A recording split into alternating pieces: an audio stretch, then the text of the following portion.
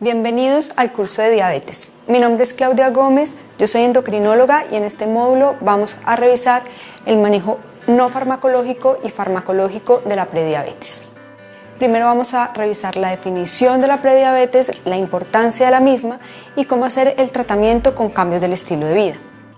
La prediabetes es un estado de alto riesgo para presentar diabetes.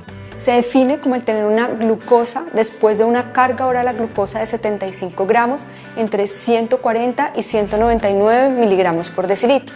Esto es lo que llamamos intolerancia a la glucosa.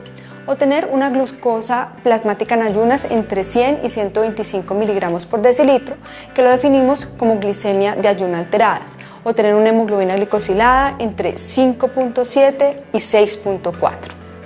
En Colombia se estima que existen aproximadamente 2 millones de personas que tienen intolerancia a la glucosa, de las cuales no se sabe qué porcentaje aún no tienen diagnóstico. Si un paciente en particular presenta glucosa alterada en ayunas junto con intolerancia a la glucosa, tiene el doble del riesgo de presentar diabetes que si tiene alguna de estas condiciones por separado. El defecto que lleva a la aparición de la prediabetes es la resistencia a la insulina que se da principalmente en el hígado, en el músculo y en el tejido adiposo. Posteriormente aparece la disfunción de la célula beta anterior al diagnóstico de la diabetes como tal. La obesidad es el factor de riesgo más importante que nos va a determinar la progresión de la prediabetes a la diabetes. De ahí la importancia de hacer una intervención oportuna para retrasar la aparición de la diabetes. Los objetivos del tratamiento son principalmente preservar la función de la célula beta y prevenir o retrasar las complicaciones asociadas a la hiperglicemia crónica. Esto se demostró en un estudio realizado en población china, donde pacientes que tenían intolerancia a la glucosa fueron intervenidos con cambios nutricionales durante 6 años. Luego estos pacientes fueron seguidos durante 20 años. Se encontró que con el tiempo los pacientes con intervención dietaria tenían una disminución en la aparición de retinopatía diabética del 47%, de mortalidad cardiovascular del 29% y reducción de la mortalidad por todas las causas de 41%. Las recomendaciones de alimentación saludable se deben ofrecer a todos los pacientes con prediabetes y deben hacer parte de un programa multidisciplinario estructurado que incluya no solo la alimentación saludable, sino la realización de actividad física. La meta es que los pacientes pierdan por lo menos el 5% del peso corporal. Para esto se recomienda que la ingesta de grasa debe ser menos del 30% del total de calorías consumidas. En cuanto a la ingesta de fibra, se recomienda que los pacientes reciban por lo menos 15 gramos de fibra por 1000 calorías consumidas. Se debe estimular el consumo de frutas, de vegetales, de legumbres y de cereales. Y debe haber una restricción, ojalá completa, de los carbohidratos simples. En cuanto a las recomendaciones de ejercicio, también se le debe dar a todos los pacientes y deben hacer parte de ese programa multidisciplinario. Se recomienda que los pacientes hagan ejercicio de intensidad moderada, que sea continuo. Lo ideal es que sea ejercicio aeróbico, pero si el paciente manifiesta preferencia por ejercicio de resistencia, también se puede hacer ejercicio de resistencia. La cantidad es que los pacientes hagan 30 minutos cada día o que hagan 150 minutos a la semana divididos en 5 sesiones. Con las recomendaciones de cambio de estilo de vida saludable, con la dieta y con la actividad física, lo que se quiere buscar es que el paciente pueda lograr peso de manera efectiva y duradera. Esto se logra cuando es lentamente y de manera progresiva, buscando que el paciente reduzca la cantidad de grasa corporal y mantenga la masa muscular. La actividad física y la dieta deben adaptarse a cada paciente. Esto se hace para lograr los objetivos teniendo en cuenta las limitaciones que pueda tener cada uno. Cuando el paciente logre perder peso, viene lo más difícil, que es el mantenimiento del peso. Para esto hay que buscar un equilibrio entre lo que el paciente consume y lo que el paciente gasta. Lo ideal es que sea a través de la actividad física. Es importante que el programa multidisciplinario al que se ingrese al paciente haga un asesoramiento continuo, haciendo un reforzamiento periódico de todas las recomendaciones. Las recomendaciones que acabamos de ver de las guías de manejo se basan en los resultados de varios estudios clínicos.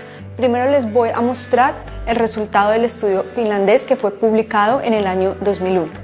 Para este estudio fueron incluidos más de 500 pacientes que tenían obesidad y que tenían intolerancia a la glucosa.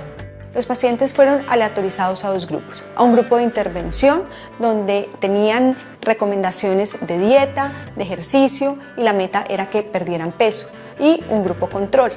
Los pacientes fueron evaluados 2 años después y lo que encontraron es que los pacientes en el grupo de intervención lograron perder 3.5 kilos versus 0.8 kilos en el grupo control. Esta pérdida de peso se asoció a una reducción en la incidencia de diabetes de 58%, lo cual fue estadísticamente significativo. Al siguiente año fue publicado en el New England Journal of Medicine el estudio DPP. Este fue realizado en población de Estados Unidos. Incluyó más de 3.000 pacientes con obesidad que tenían intolerancia a la glucosa. Los pacientes fueron aleatorizados a 3 grupos. El primer grupo recibía cambios intensos de estilo de vida. El segundo grupo recibía metformina 850 miligramos 2 veces al día. Y el tercer grupo era el grupo placebo, que era el grupo control. Los pacientes que recibieron la asesoría intensa en los cambios del estilo de vida lograron perder 6.8 kilos el primer año. Ellos llegaron a la meta de perder el 7% del peso corporal, que era lo que se deseaba con el estudio. En el seguimiento a 3 años, los pacientes sostuvieron esta pérdida de peso. Cuando fueron evaluados, encontraron que esa pérdida de peso se asoció a reducción del riesgo de presentar diabetes de 58%, con un número necesario a tratar de 6.7. Para el grupo de metformina, lo que se encontró es que los pacientes tuvieron una reducción en la incidencia de diabetes de 31%, con un número necesario a tratar de 13.9. En este subanálisis del estudio DPP, que fue publicado en el año 2006, se encontró que la pérdida de peso era el marcador dominante en la incidencia de la aparición de diabetes. Por cada kilogramo de peso perdido, esto se trasladó en una reducción del 16% en la incidencia de diabetes. Los pacientes que perdieron peso, ¿qué tenían de diferencia con los que no? Tuvieron un menor consumo de grasa en la dieta e incrementaron la actividad física. En esta tabla les muestro un resumen de todos los ensayos clínicos que se han realizado con cambios del estilo de vida para prevenir la aparición de diabetes. Lo que se quiere recalcar aquí es que sin importar el grupo étnico, ¿sí? Vemos que hay estudios realizados en población sueca, en población china, en población de Finlandia, de Estados Unidos, en población de Japón, en población de la India y en población española. Sin importar el grupo étnico, los cambios del estilo de vida se asocian con una reducción en la incidencia de diabetes.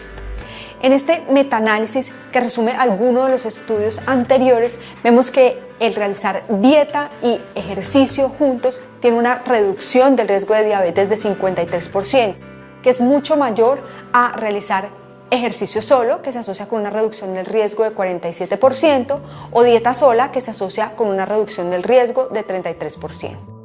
De los estudios que les mencioné, se han hecho análisis de costo-efectividad del estudio finlandés, del PPP y del estudio español. Lo que se ha encontrado es que las intervenciones de cambio de estilo de vida son costo-efectivas para disminuir el riesgo de presentar diabetes en población con prediabetes. Las conclusiones de esta charla son las siguientes. Los cambios del estilo de vida son la piedra angular del tratamiento de la prediabetes. Esto se debe basar en alimentación saludable y la realización de actividad física, todo esto buscando la pérdida de peso, el cual parece ser el predictor principal en la disminución de la reducción del riesgo de convertirse de prediabetes a diabetes.